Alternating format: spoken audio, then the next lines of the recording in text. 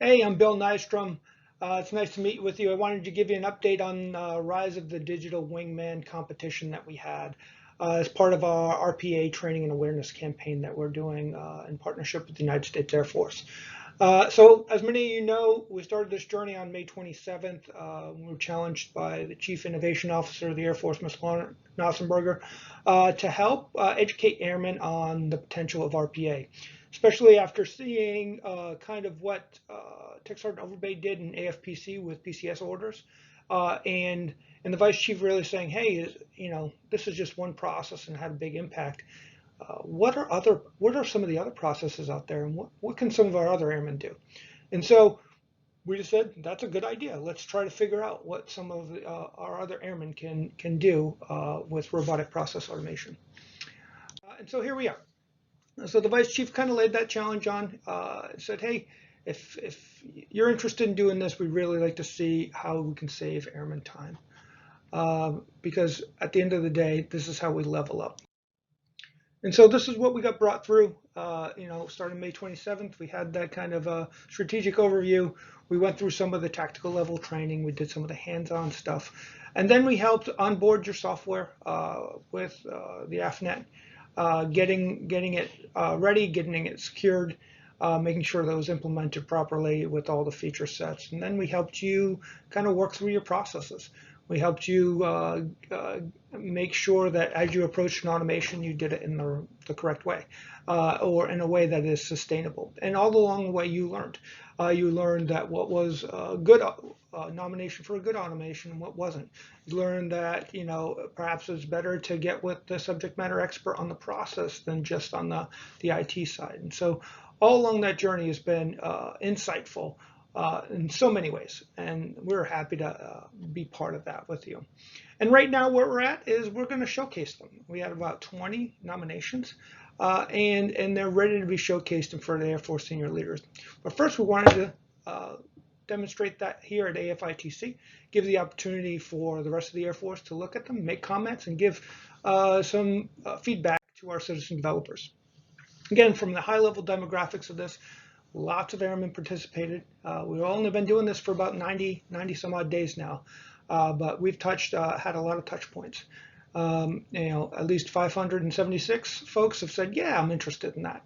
And then that whittles down to, "Yeah, I'll take some training." And then, that whittles down to, "Hey, I got some time to mess around with this. Yeah, I'd like to see get it loaded on my machine." And really, we saw interest across the Air Force at all 10 MAGCOMs, 23 bases around the Air Force. And we've got lots of unique use cases there. And really, what you'll see next when you go view the submissions, you'll see that there are 20 quality submissions for you to review. And that'll just give you some of the idea of what airmen can do, under constraints, less than 90 days with a new piece of technology and what they're able to accomplish. Nothing short of amazing. Here are some of the categories that we're going to address here. And really what I want to make sure you understand here is that these automations, all of them are just awesome, right? But obviously some are more suitable than others when it goes to making an impact. But we want to make sure we take a diversity of impact across what's important. So we have a best overall bot category that is, the best of all things, head and shoulders above, right? Then we have a collaboration one where teams got together to produce a service to make the lives of the airmen around them better. Then we got an ops impact. Yep, it sped the decision cycle, reduced an error rate, had an effect on the mission at a higher rate than if it wasn't there. Business impact is obviously revolves around return on investment and time savings, and how to maximize that, what the potential is there. And then my favorite one is the impact morale. Sometimes an automation might not be high business value or might not be high mission value, but man, does it eliminate a frustrating task. And that can have a high impact to morale. Think about you not having to cut and paste something into a document that nobody's going to read, but it's a requirement. Perhaps that would be a huge alleviation on your morale. And there's a couple of those out there. So I ask you to take a look at them and score them accordingly. And here's where you can do that. We'll have a couple places for you to engage at AFITC. You'll see there's at our booth, we've got the web page pinned up there.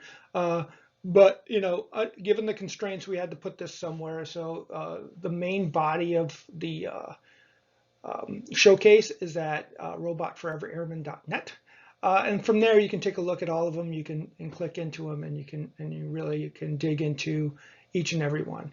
The big thing to note here is that there will be some links to the Air Force portal where it'll have some pieces, but really is to give the Airman developer some feedback and really just understand what is in the art of the possible. And we wouldn't be at a conference unless you could put something in your bag. However, there's a virtual bag here, and that's probably going to come with a bunch of spam for you. So what I want to do is avoid that completely. And if you're interested in this and you really think that you can really benefit from RPA and you really give some feedback to some of our citizen developers, I wouldn't mind sending you a patch.